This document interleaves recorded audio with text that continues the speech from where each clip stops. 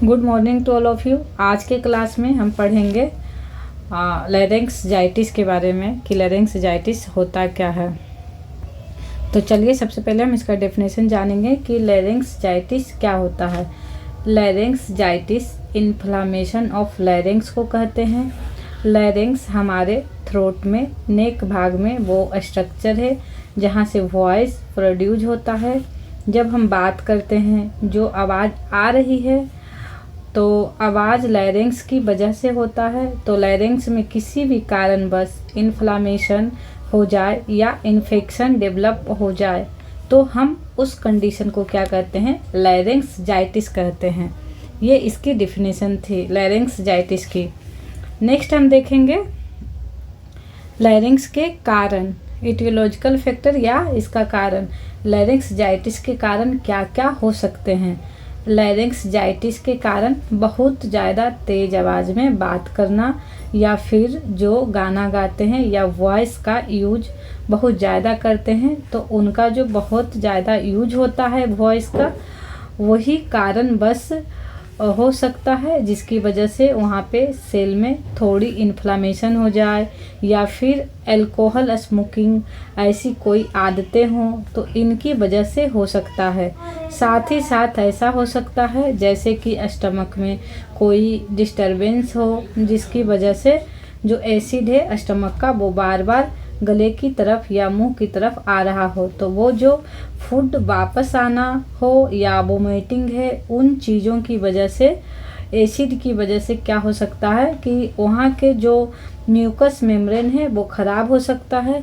इसके अलावा बहुत ज़्यादा ठंडा पानी पीना या ठंडी चीज़ों का यूज करना, बहुत ज़्यादा कफिंग हो रही है किसी को, तो जो कफिंग है, जिस प्रेशर के साथ खांसी हो रही है उस वजह से भी वहाँ पे छिलने की चांसेस हो जाती है।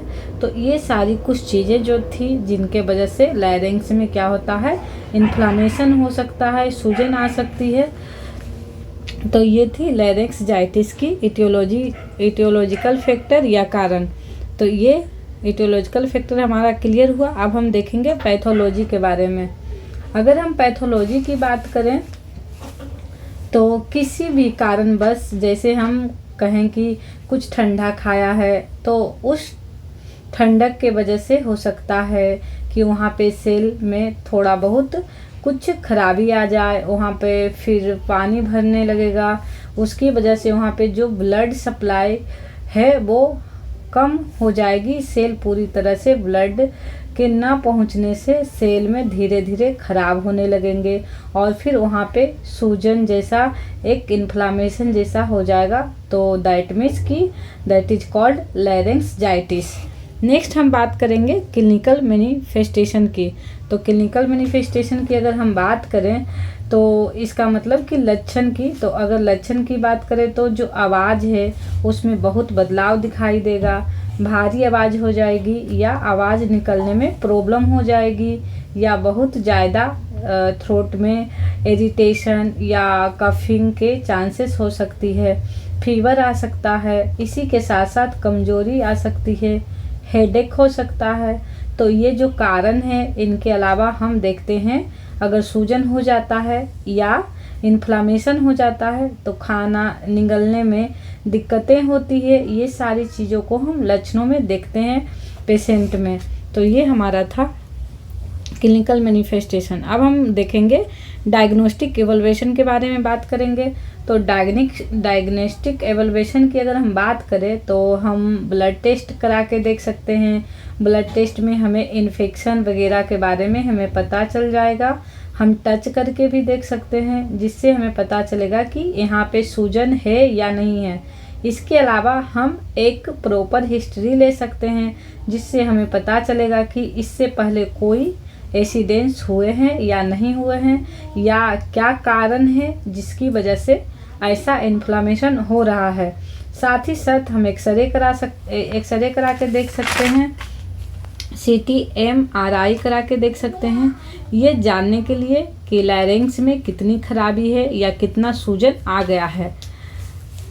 नेक्स्ट हम पढ़ेंगे कि मेडिकल मैनेजमेंट के बारे में। अगर हम मेडिकल मैनेजमेंट की बात करें तो मेडिकल मैनेजमेंट में फार्माकोलॉजिकल जो मेडिसिन देकर हम क्या कर सकते हैं कि अगर वहाँ पर कोई इन्फेक्शन है तो एंटी माइक्रोबियल दे सकते हैं ताकि वो इन्फेक्शन ख़त्म हो जाए। वहाँ पे अगर बहुत ज़्यादा सूजन है या पानी भरा हुआ है तो हम कोर्टिकोस्टेरॉइड या फिर एंटी इन्फ्लामेटरी ड्रग्स दे सकते हैं जो वहाँ का सूजन कम करने में मदद करेंगे। अगर बुखार हो गया हो तो एंटीपायरेटिक्स जैसे पैरासीटामोल वगैरह दे सकते हैं।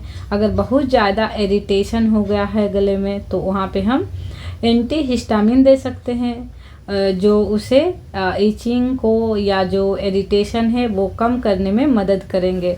इसी के साथ साथ बिना मेडिसिन के क्या हम मेडिकल मैनेजमेंट को क्या कैसे करेंगे, वॉइस को रेस्ट करने को कहेंगे, हम बहुत ज़्यादा पानी पीने को कहते हैं, गुनगुना पानी वगैरह, और साथ ही साथ वहाँ पे पेशेंट को एडवाइस करते हैं कि किसी भी तरीके का स्मोकिंग या कोई भी ऐसी चीज़ों को ना करें, ना लें।